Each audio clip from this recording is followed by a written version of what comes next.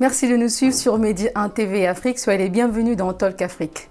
De plus en plus, nous voyons des femmes exercer des activités génératrices de revenus au Sénégal et un peu partout en Afrique. Certaines sont des entrepreneuses qualifiées, contrairement à d'autres, mais elles s'adonnent néanmoins au petit commerce pour subvenir aux besoins de leur famille. Pour financer leurs activités, beaucoup de femmes se tournent vers les microcrédits. Micro parce qu'ils concernaient au départ de faibles sommes pour de petits projets impossibles à financer par des crédits classiques. Quel accès au microcrédit pour les femmes? C'est le sujet de cette émission. Pour en parler, nous recevons sur ce plateau Madame Sorna Oumonian, conseillère juridique au cabinet Aflegal, et Monsieur Ablaye Seck, administrateur du Fonds national de promotion de l'entrepreneuriat féminin. Bonjour Madame Nian. Bonjour Madame Boukaka. Et merci d'avoir répondu à notre invitation. Le plaisir est pour moi. Monsieur Seck, bonjour et merci d'être parmi nous. Bonjour, merci. Bonjour. Alors, comment définissez-vous la microfinance? Merci d'abord de nous avoir invités pour cette thématique importante. La microfinance se définit comme un ensemble de services à la fois de crédit et d'épargne. Donc pour des populations qui jadis n'avaient pas accès justement au crédit bancaire. Donc on peut définir la microfinance comme étant, disons, les services financiers offerts à des populations exclues du système bancaire classique. Alors, les personnes qui sont justement, vous dites, exclues du système bancaire, et nous savons bien que la microfinance englobe la micro-épargne, le transfert d'argent et également le microcrédit. Et ce qui nous intéresse aujourd'hui, c'est le microcrédit.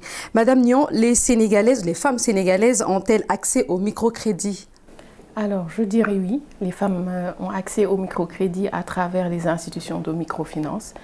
Donc, pour venir aux chiffres, on peut dire que le secteur de la microfinance présente au Sénégal un encours de crédit d'environ 430 milliards en 2018. Et il y a une bonne partie de ce pourcentage qui est dévolu aux femmes. Maintenant, peut-être quelle appréciation pourrions-nous faire de ce pourcentage par rapport à celle qui est dévolue aux hommes? Je pense que c'est une problématique spécifique. D'accord. Alors, vous partagez également son avis? Disons que les femmes sénégalaises ont quand même accès au microcrédit. Oui, je partage parfaitement cet avis parce qu'effectivement, même si on regarde de plus près, la plupart des initiatives de système financier décentralisé étaient à l'origine portées par cette cible féminine qui au début, comme je l'ai dit tantôt, avait des difficultés d'accès au crédit. En plus de ça, de ce qui est fait au niveau des systèmes financiers décentralisés, il y a l'État aussi qui, à travers beaucoup de programmes et de projets, justement, accompagne cette cible au niveau des SFD à travers le refinancement avec des conditions favorables. Alors, monsieur, comment les femmes sénégalaises obtiennent ce financement? Ça se passe comment concrètement? Le financement, c'est, disons, il faut le contextualiser, c'est-à-dire qu'il faudrait voir d'abord qu'est-ce qui a motivé à l'État justement de mettre en place ces initiatives de fonds ou de projets d'accompagnement. Oui. Parce qu'effectivement, on a vu que non seulement qu'elles représentent plus de la moitié de la population totale, mais aussi du point de vue accès aux ressources, parce que qui dit développement, qui dit entreprise, dit forcément accès aux ressources. Donc on a vu que les femmes avaient des difficultés quand même d'accéder aux ressources. On va parler des mesures d'accompagnement tout à l'heure, mais ce que je voudrais savoir, comment les femmes obtiennent, est-ce qu'il y a des exigences au niveau de ces institutions financières? Oui, il y a quand même quelques exigences parce que pour accéder au crédit, il faut effectivement remplir certaines conditions ou conditionnalités, notamment, disons, un document de projet. Il faut avoir une initiative, un projet à vouloir faire financer, mais aussi, disons, essayer de voir comment porter ces fonds propres, par exemple. Est-ce que les femmes ont effectivement une activité derrière ou, disons, un petit fonds de roulement? Madame Niang, vous pouvez nous expliquer un peu ces exigences, comment ça se passe? Est-ce que les femmes doivent remplir un formulaire ou il y a certaines choses à respecter pour obtenir ce financement-là? Tout à fait, tout à fait. Donc, au niveau de chaque institution, il y a ce qu'on appelle une procédure d'octroi de crédit. Donc, en général, donc, les procédures sont relatives déjà au fait que la personne, la dame en tout cas, doit répondre aux critères pour être, quand on est dans le domaine de la mutualité, elle doit partager ce qu'on appelle le lien commun de cette institution. Quand il s'agit des autres institutions, il faut également répondre aux critères qui permettent déjà d'être client. D'abord, et ensuite, il faut avoir un projet qui soit bancable, qui soit rentable. Il faut également, entre autres, avoir des garanties. Donc, c'est vraiment tout un ensemble d'exigences qui constituent une procédure, une politique de l'entreprise, de chaque institution en réalité qui lui est propre. D'accord. Mais globalement, voilà ce qu'elle partage. Et quelle est la part des femmes dans l'encours total de microcrédit, Monsieur Seck? Bon, la part des femmes dans l'encours, actuellement, on est autour de 90 milliards. Je pense que Madame Niang a quand même des chiffres à nous donner, à nous communiquer. Voilà, tout à fait. Grâce à la direction de la réglementation et de la supervision du secteur de la microfinance. Donc, on peut dire qu'au premier trimestre 2018, donc, les femmes étaient à 97 841 000 milliards, pardon, 541 millions, oui. Millions ou milliards? Milliards, 97 milliards. Sur les 434, c'est ça, sur les 344, pardon. Donc, sur un total de 344 en 2019, au premier trimestre 2019, les femmes sont à 97 milliards. Donc, ce qui fait contre près de 289 pour les hommes, ce qui nous fait dire que les femmes ont quand même 3 fois moins accès au financement quand même. Mais qu'est-ce qui explique cela justement? Pourquoi? Beaucoup de facteurs. Oui, allez-y. Beaucoup de facteurs. Je pense que d'abord, il faut déjà le contextualiser et le rapporter en fait globalement à l'accès des femmes aux opportunités de développement. Donc on sait qu'aujourd'hui, les femmes ont beaucoup moins accès aux opportunités de développement que les hommes. Quand on prend par exemple le taux de chômage, on sait qu'il touche 3 fois plus les femmes également. Elles sont porteuses de projets. Tout à fait. Et mieux, quand on voit quand on étudie la qualité du portefeuille des SFD, on se rend compte que les femmes sont les seules qui respectent la norme. Vous êtes d'accord, Monsieur Seck, les femmes sont les seules qui respectent? Oui. Du point de vue, ça c'est vrai. Du point de vue chiffre quand même, on voit que les femmes remboursent mieux. Absolument. Et aussi, vraiment du point de vue activité aussi, leur activité est le plus souvent beaucoup plus rentable que celle des... Tout à l'heure, vous étiez en train d'aborder justement les mesures d'accompagnement.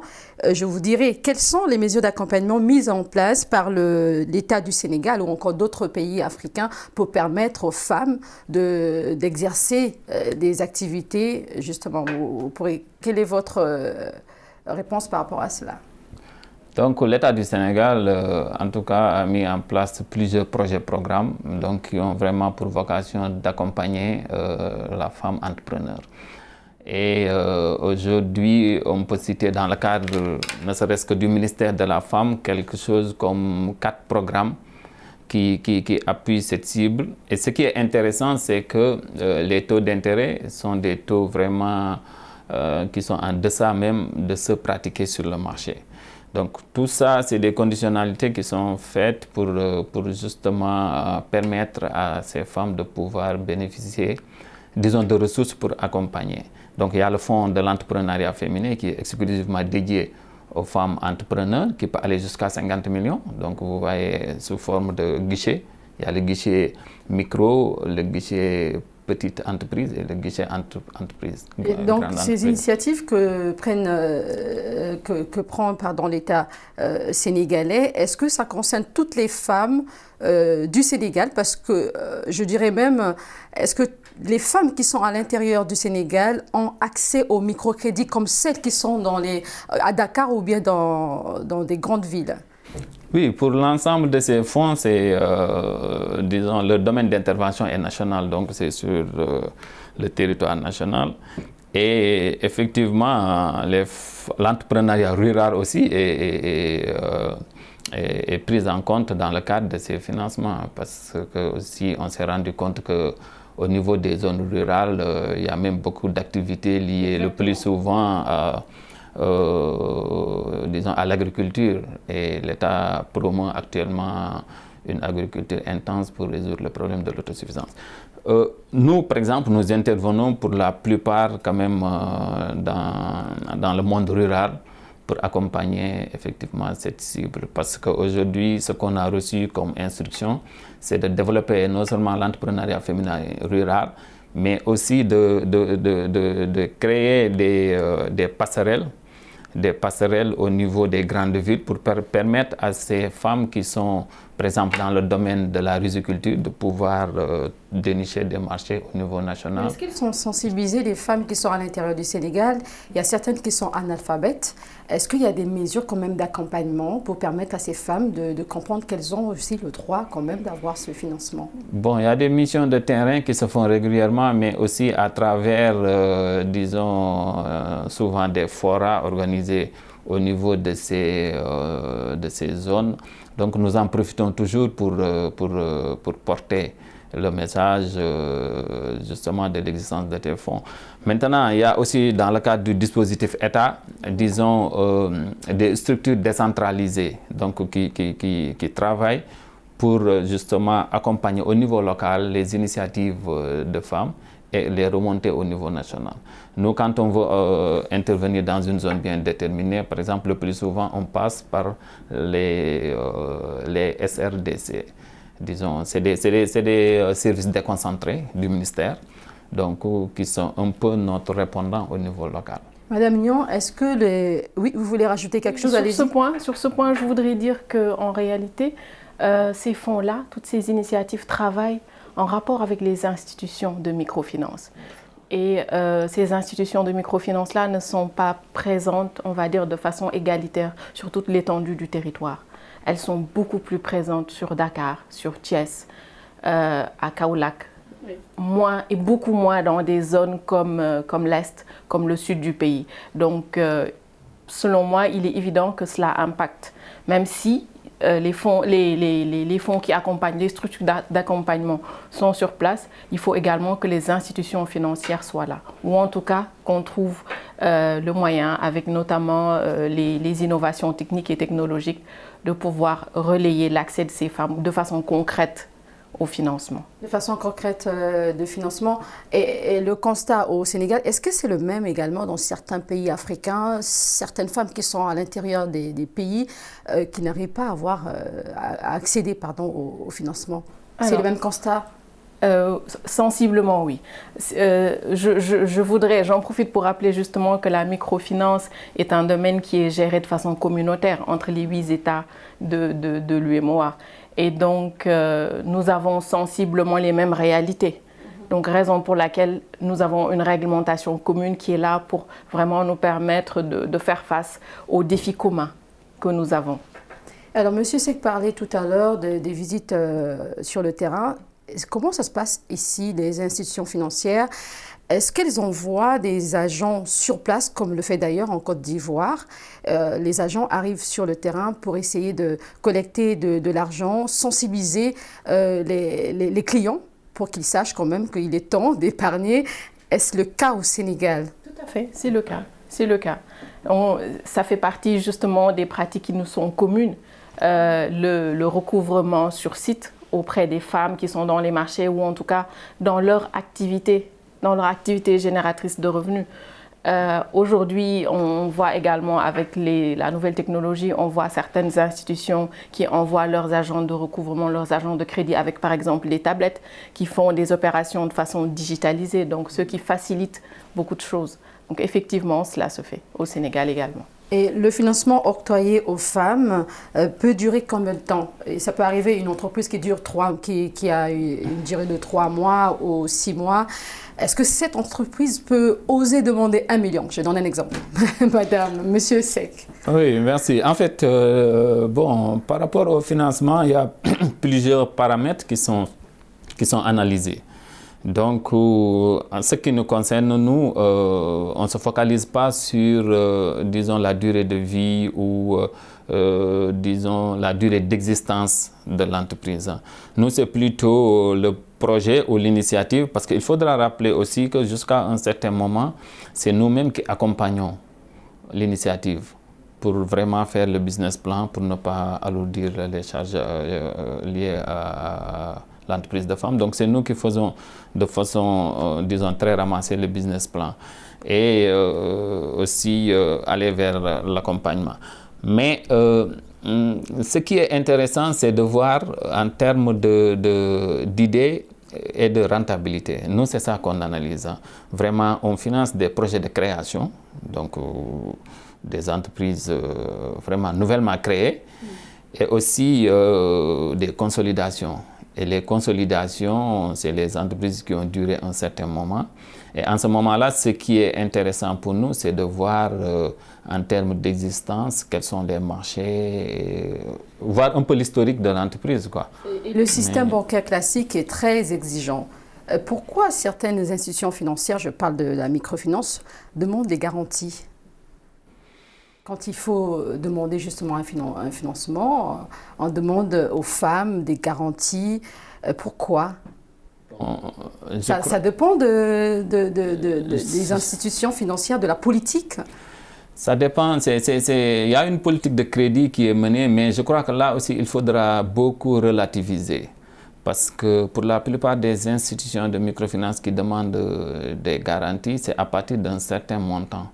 Et là, je crois que c'est normal quand même, jusqu'à un certain montant, en tout cas à partir d'un certain montant, de demander des garanties. Mais vraiment, le crédit au niveau des institutions de microfinance est basé sur le lien, sur tout ce qui est, disons, solidarité interne. Parce que pour les groupements, par exemple, ce qui est regardé, c'est la caution solidaire. C'est plus la caution solidaire qui est prise comme garantie qu'autre chose, c'est-à-dire les garanties réelles, quoi.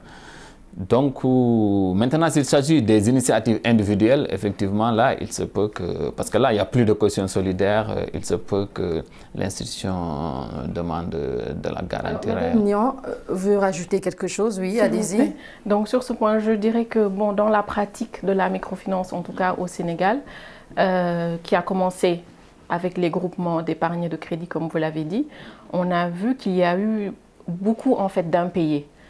Je veux partir des faits en réalité pour venir à un aspect réglementaire qui est celui de la garantie. La garantie va avec le crédit. Maintenant, quelle est la forme de la garantie? Comme il l'a dit, dans le cadre des groupements, c'est une caution solidaire. Mais la garantie va avec le crédit. Dans les procédures de crédit des institutions, c'est un élément clé. Maintenant, il faudrait que cette garantie soit, on va dire, conforme, soit adapté en fait à la cible. Et quand on sait que, comme je disais, par rapport au taux de chômage qui globalement touche 3 fois plus les femmes, donc cela induit que les femmes ont beaucoup moins de revenus. Il est plus difficile pour elles d'avoir des garanties. La microfinance répond quand même à la demande financière des femmes. Est-ce qu'on peut souligner quelques défaillances de ce côté-là, du côté de la microfinance? Tout n'est pas parfait. Tout à fait. Du point de vue des femmes, je dirais justement les exigences. Certaines, toutes ne peuvent pas remplir ces exigences-là, notamment par rapport aux garanties. Elles peuvent avoir, on va dire, par exemple, les femmes peuvent avoir des bijoux comme des biens, mais ce ne sont pas toutes les institutions qui acceptent cela comme garantie. Vous voyez, elles ont des revenus qui ne sont pas conformes. Qui ne sont pas, pardon, je dirais pas conformes, mais qui ne sont pas... qui ne rentrent pas dans le cadre des principes. Adaptés. Voilà. D'accord. Voilà. Dans la mesure où pour certaines institutions, il faut des revenus réguliers. Hein, il faudrait un document qui puisse justifier ces revenus-là, ce qui n'est pas toujours le cas pour elles. Monsieur Seck, est-ce qu'on peut dire que quelque part la microfinance est limitée? Non? Bon, moi je vois la question autrement. En fait, je dis qu'effectivement, il y a encore beaucoup de choses à faire, surtout au niveau de la couverture nationale. Hein, parce que vous l'aviez souligné tantôt, au niveau, disons, du monde rural, il y a encore ce déficit de financement de l'économie locale. Et le problème lié à ça est qu'il n'y a pas beaucoup d'institutions de microfinance qui sont implantées au niveau de ces zones.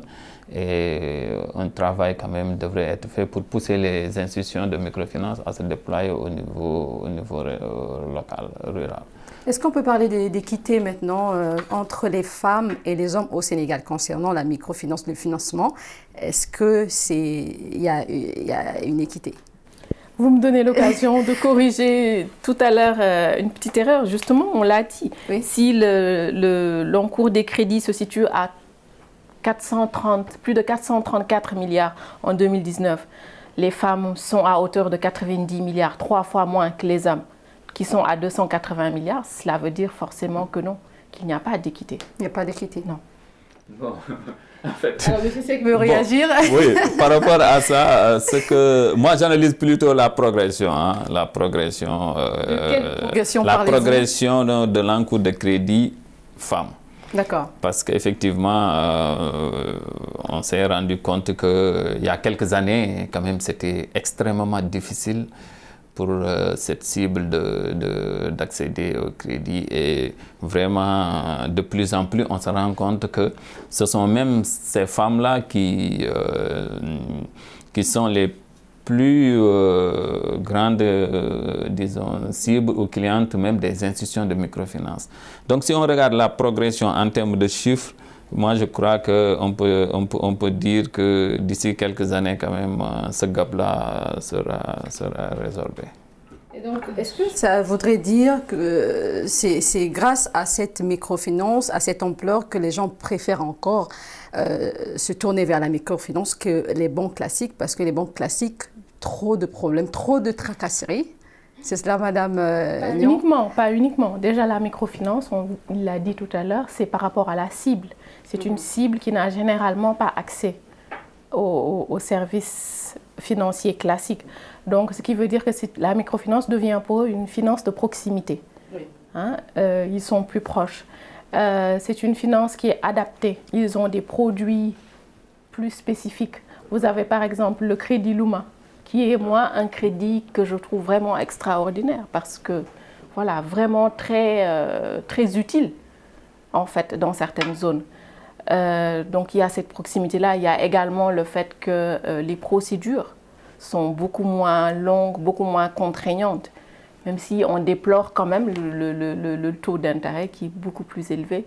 Mais quand même, il y a tous ces facteurs-là qui font que les femmes ont tendance à se tourner davantage vers la microfinance. Et un dernier élément également très important, c'est qu'il est historique et culturel. Les femmes, comme on en a parlé tout à l'heure, sont à l'origine des groupements d'épargne et de crédit. Donc, culturellement, c'est leur partenaire financier, c'est leur premier partenaire financier, en fait. Et pouvez-vous nous dire, Monsieur Seck, les banques classiques devraient revoir leur système afin de faciliter les crédits aux femmes? Bon, revoir le système, bon, je crois que c'est le système financier dans son ensemble qu'il faudra regarder, mais il ne faut pas perdre de vue que c'est un grand marché, le marché financier, mais segmenté. Parce que les banques ont aussi leurs propres clients.